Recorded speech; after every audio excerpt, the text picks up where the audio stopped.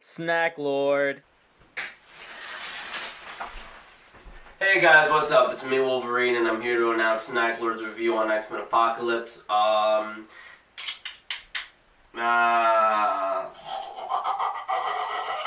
Alright, what's poppin', my dudes? It's Snack Lord, and this is my review for X-Men Apocalypse. Alright, we're gonna jump right into it, so here he goes. First thing, I'm gonna do a like and a dislike, kind of like a Venn diagram, but with my mouth. So we're gonna start with dislike, because I'm a negative guy. First thing I disliked about X-Men Apocalypse, I did not like characters' delivery on any of the fucking lines. I felt like the director was like, here's a bag of shit, your lines and what the character's supposed to be are inside this bag, go nuts. And that's kind of why the character's delivery was subpar. I felt like it really wasn't that stellar altogether. So that's that. 2.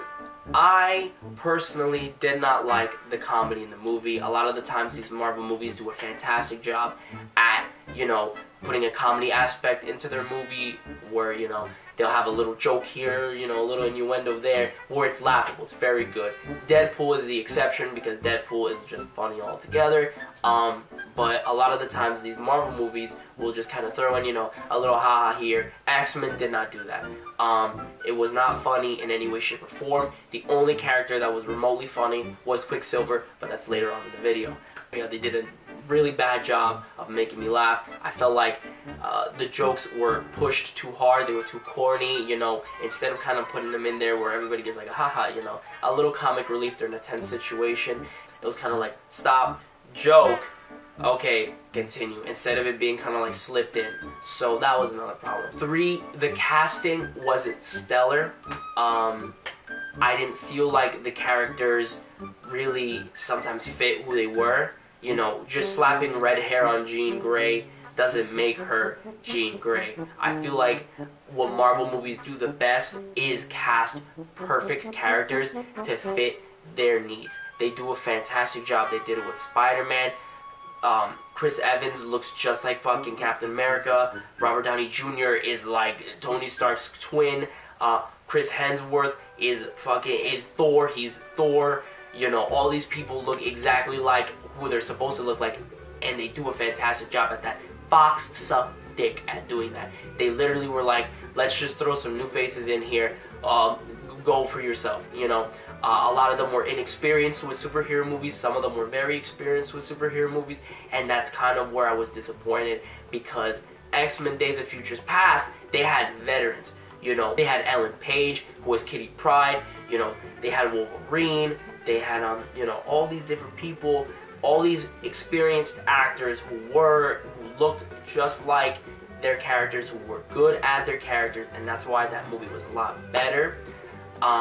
They also, if the characters weren't a hero, they casted very good people who played their, you know, roles really well. 4th thing, I did not like the story. It is the run-of-the-mill, mediocre ass shit. Oh, it's me. I'm gonna destroy the world. Fucking whoever lives, lives. Okay, is that it? Because I've seen that shit in like 80 different movies. You don't want to do anything different. You don't want to make him, you know, kill people specifically. You don't want to make him make people suffer. He's a villain. A lot of the times these villains in this movie were just dicks. They were like the guys who run into you in school, drop your shit by accident, and then they're like, and they run away. That's kind of how they were. They weren't maniacal. They didn't want to torture you. They didn't want to be evil. They were just kind of like, nah, I'm in a bad mood, so I'm going to fuck with you. It wasn't good. And it all ties into the whole fact that the actors and the writing just wasn't there. But that's a huge thing that stuck out to me, is that these villains were not villains. Apocalypse was the only bad guy, and I think that's all they focused on. And they made all the characters around him, which had huge potential. A lot of the people, his 4 horsemen of Apocalypse, had huge potential to be evil. They had a lot. Storm was in there, and I felt like the whole time they were writing this fucking character, they're like, let's not make her too bad, because she's gonna be good. And that's annoying. A lot of the times, like, look at Wolverine. Wolverine is a good guy, but he's a dick. He's a piece of shit sometimes, you know? He's nasty, he's rude, he doesn't care what people think. That's him. But they had Storm in this movie, and she was kind of like taking everything back. She wasn't doing anything about anybody. She wasn't being nasty or mean. She wasn't being villainous. You know, because she has to be good later on. That was a big problem I had. But on the whole, I just felt like they wrote Apocalypse to be evil. I'm gonna change the world, and everybody who lives.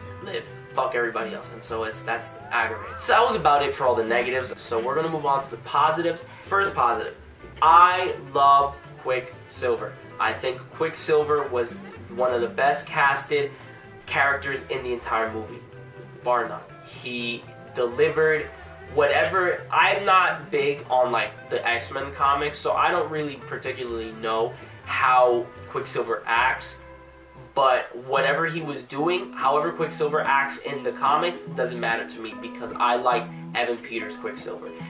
He really portrayed, you know, the young rebellious teenager who's getting these powers, who uses these powers to be rebellious and, you know, all these things.